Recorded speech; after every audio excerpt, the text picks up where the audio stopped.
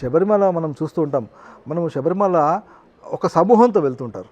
అంటే ఒక 20 మందో 10 మందో 50 మందో 40 మందో సమూహంతో వెళ్తారు. దాంట్లో గురుస్వాములు ఉంటారు. అంటే గురువు మనకి మార్గాన్ని చూపించే వ్యక్తి. అంటే అది ఇరుముడు కూడా ఒక క్రమబద్ధీకరణలో కట్టడం జరుగుతుంది. అలాగే స్వామివారి దర్శనం చేసుకున్నాక ఇరుముడితోని మనం 18 ఎక్కుతాం. ముందరగా ఇరుముడితో 18 ఎక్కిన తర్వాత స్వామివారి దర్శనం చేసుకుంటాం.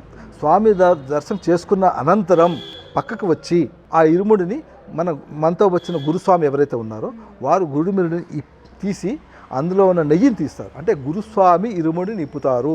ఇక్కడ మనం గ్రహించాల్సిన విషయం ఏంటంటే గురుస్వామి మాత్రమే ఇరుముడిని ఇప్పాలి.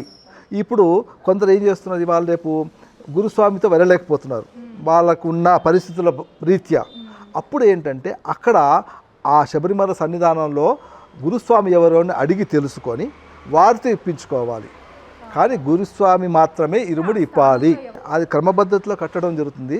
అంటే ముద్ర టెంకాయ ఉంటుంది. అందులో ముద్ర టెంకాయని ఎలా కొట్టాలి దానికి కూడా ఒక పద్ధతి ఉంటుంది. అందుకనే గురుస్వామి మనము ఆశ్రయం పొందాల్సిన విషయం అది. అందుకని గురుస్వామి మాత్రమే ఇరుముడి ఇప్పాలి.